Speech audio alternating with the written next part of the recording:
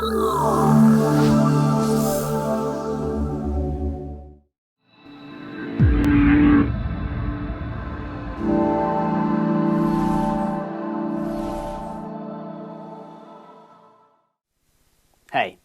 welcome to the last part in this trilogy of mini live tutorials, where I'm showing you how to build a drum rack containing an already processed drum break and all of your favourite samples, which you can load instantly into a session.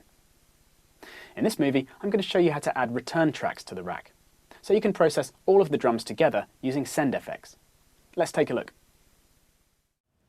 As a little recap then, what I've done is to make a drum rack, which has instrument racks on 3 of its pads, each of which contains up to 128 different drum samples, which I can select using the macros on the rack. So I can play my drum break using a MIDI clip on the track, and then step through each of my samples by rotating the macros to change the drums in the break. Then I've got analog being triggered by another pad, which is just producing a bass tone for extra fatness at the bottom end, which I can turn on and off using the mute switch. And lastly, I've got an EQ on each of the drum's chains now, for controlling their spectral shape, with the EQ's effect being brought in and out by the 3 lower macros. So now I want to show you how you can apply some send effects to the rack. This is done in the rack's chain list. Firstly, you can see we've got some switches in the bottom corner of the rack. The 2 lower ones set whether you view the sends and returns. So to activate returns, we just click on the R, after which we get a new section in the chain list for creating returns. So we can use the top section for creating more chains, or drag effects into the bottom section for making return tracks. First then, I want to have a delay for creating some more width, so I'll drag simple delay to that section. Now we can edit the effect settings, either by clicking on it in the rack, or up on the mixer once again. As you can see, we've now got a new track within our drum rack's unfolded tracks here. Remember though, that this track only receives a signal when you send something to it, which I can do using the send sliders on the tracks, which have now appeared. So if I want to send my hat to the effect now, I just turn up its send amount, which I'll set to max for now. And I'll set the delay to 100% wet, as this is a send effect, and we don't want any more of the dry signal on there. Now let's set up the delay. What I want is a slightly delayed signal on the left and right side, so I'm going to unsync both channels, after which you can see we get a delay of 100 milliseconds on the left and right. Then I'm just going to bring these down. If you want to set them both to the same, then you can do that using the link switch.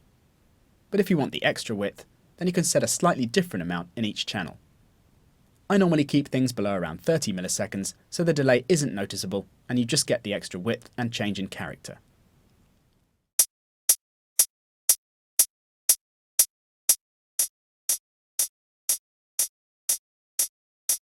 And I can then bring the send level down if I want to reduce the amount of effect on the hat, as well as bring the claps send level up to introduce some of the effect to that drum as well.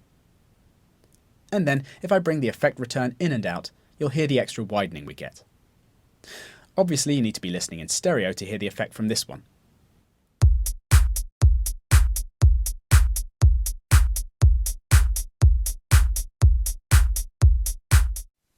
When creating a stereo effect like this, it's sometimes a good idea to check things out in mono, just to make sure you don't get too much phase cancellation, which you can sometimes get when using effects like this when your track's played out on a particular speaker setup. You can do this in live by adding the mono utility preset to the drum rack or master track. Next effect I'm going to add is a compressor. What I'm going to do is add some parallel compression.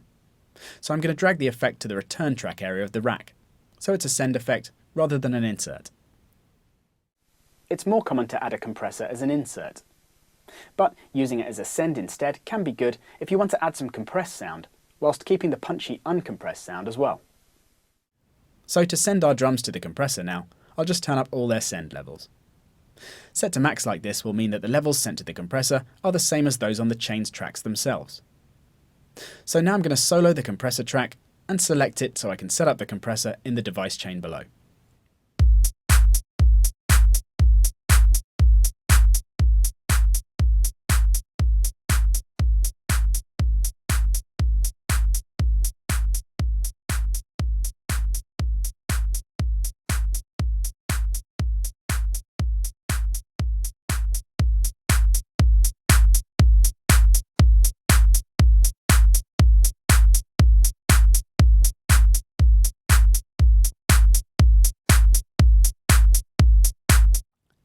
Now I can turn down that track and play the clip without the parallel compression, and you can hear how introducing some of it into the mix fills out the drums whilst maintaining their punchiness.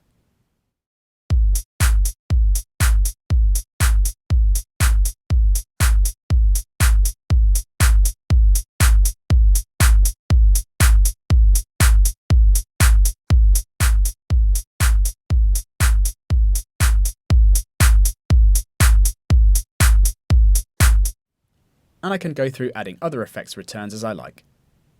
I've got a reverb in there as well now, which I can use to add more depth to my snare perhaps. And I've mapped the levels of the delay and compressor return tracks to the macros on the end here, so I can bring them in and out with those controls. Now my rack's done, I can just click on the save switch to store it as a preset into my library. Or even better, I can drag the whole MIDI track from Live into my browser, which will save any MIDI clips on the track into the library as well. This means that at any time I want to use it in a session, I just drag the track out and everything will be ready to go.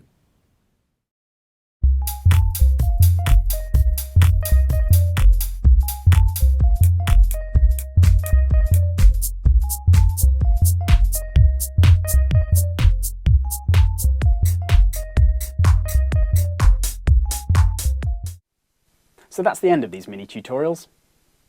Hopefully that's given you some ideas about how to create a similar drum rack of your own for adding an instant fat drum break to your sessions. If you want to learn more about live and music production, feel free to check out my online school at live-courses.com. Bye for now.